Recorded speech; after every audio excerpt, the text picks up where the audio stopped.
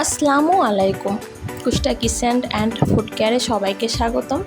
দেশ এবং দেশের বাইরে যারা আমার ভিডিও দেখছেন সবার জন্য রইল অনেক শুভকামনা এবং আন্তরিক শুভেচ্ছা। আজকে আমি তৈরি করছি চাউলের রুটি। এটা হচ্ছে চাউলের আটার রুটি। আর এই রুটিটা কিন্তু আমরা বানানোর কিছুক্ষণ পরে দেখা যায় এটা শক্ত হয়ে যায়। আর আমি টিপস সহ আজকে এটা বলে দেবো কী করলে পরে রুটিটা আর শক্ত হবে না।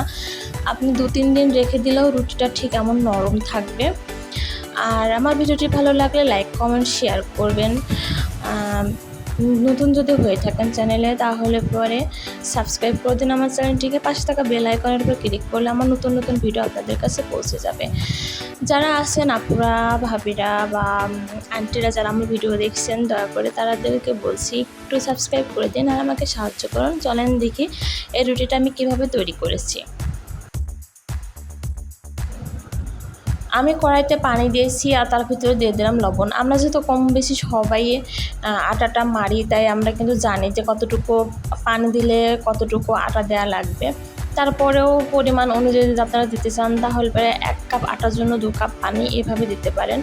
আর দিয়ে দিলাম আমি একটু সয়াবিন তেল। এই তেলটা দেওয়ার কারণে এটাই যে এই তেলটা দেওয়ার কারণেই হচ্ছে রুটিটা নরম থাকবে। আমি এটা একটু ঢাকনা দিয়ে ঢেকে দিলাম যে 5 মিনিট 6 মিনিট পরে এই যে আমার পানিতে বরফ চলে এসেছে আর কি কড়াইয়ের। এখন আমি আরেকটু ফুটানোর পরে এটাকে আমি এই যে চাউলের আটাটা আমি এর ভিতরে দিয়ে দিচ্ছি। আমি 1 কাপ দিলাম আর 1 কাপ দিচ্ছি, 3 কাপ, 3.5 কাপ মতন চালের আটা আমি এখানে দিলাম। দিয়ে এটাকে আমি মেরে নেব। আর আটাটা যেহেতু দিয়েছি একটু মেলিয়ে দেব, এতে কী হবে পানিটা ফুটে উপরে উঠে পড়বে।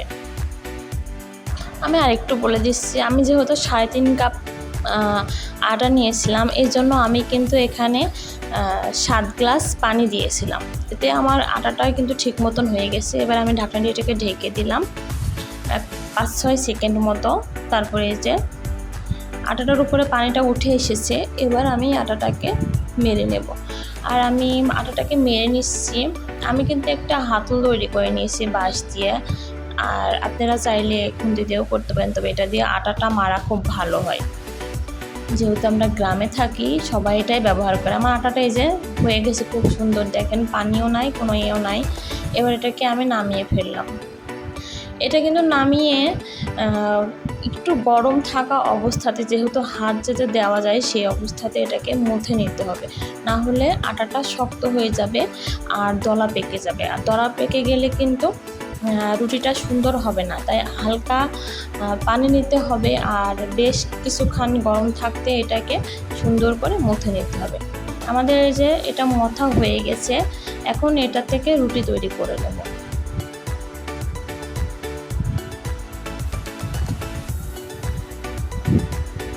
আমার শাশুড়ি মা রুটিগুলো বেলে দিচ্ছে, আমি যেহেতু ভিডিও করছি তিনি আমাকে সাহায্য করছে।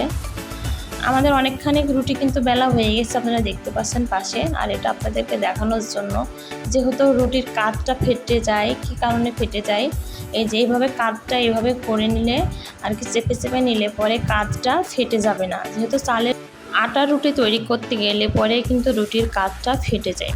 এই যে কি সুন্দর রুটি হয়ে গেছে। এবার সমস্ত রুটি আমাদের বেলা হয়ে গেছে, আমরা রুটিগুলোকে এবার সেঁকে নেব। আর তার জন্য চলে যাচ্ছি চুলায়।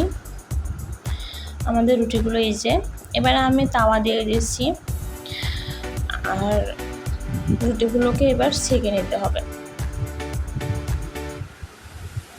তার উপরে যে রুটিটা দিয়ে দিয়েছি, দিয়ে কিন্তু আমি 1 উল্টান দিয়েছি, দিয়ে আরেক উল্টান মানে প্রথমে দিয়েছি তারপর আরেক উল্টান দেওয়ার পরেই আমার রুটিটা এমন ফুলে উঠেছে। খুব বেশি টাইম কিন্তু লাগেনি। আর এই রুটিটা না ফুললেও কিন্তু রুটিটা শক্ত হবে না, নরমই থাকবে। এটাকে আপনারা 2 দিন বেঁধে খেলে পরেও কিন্তু এই রুটিটা শক্ত হয়ে যাবে না। আমরা যেহেতু চালের রুটি কিন্তু 2-1 দিন ধরে খাই আর কি। রুটিটা শক্ত হলে অনেকে শক্ত রুটি পছন্দ করে, বাসি রুটি। তো সেই বাসি রুটি কিন্তু অনেকটাই শক্ত হয়ে যায়, সেটাই যে শক্ত হবে না। দেখেন রুটিটা কিন্তু ধরাই যাচ্ছে না, এত নরম, তুলতে গেলেই কিন্তু এটাই যে ছিঁড়ে যাচ্ছে। আর খেতে খুবই মজা লাগে। আমি এটাকে মুরগির মাংসের সঙ্গে সার্ভ করেছিলাম। আপনারা চাইলে পরে যেহেতু সামনে কুরবানি আসছে, গরু কিংবা খাসির মাংসের সাথে আপনারা এটাকে সার্ভ করতে পারেন। চাউলের রুটিটা কিন্তু আমরা মাংস দিয়ে খেতে পছন্দ করি। সবাই এভাবে বাসায় তৈরি করবেন, দেখবেন ইনশাল্লাহ আপনাদের রুটিগুলো শক্ত হবে না, খুব সুন্দর হবে এবং নরম থাকবে আর খুব সফট হবে। আপনারা এভাবে তৈরি করলে পরে খেতেও বেশ মজা পাবেন। আসসালামু আলাইকুম, সবাই ভালো থাকবেন, আমার ভিডিওগুলো দেখবেন, লাইক কমেন্টস এবং শেয়ার করবেন। আমার চ্যানেলে নতুন হলে পরে সাবস্ক্রাইব করে দিবেন, পাশে থাকা বেল আইকনের উপর ক্লিক করবেন, তাহলে আমার নতুন নতুন ভিডিও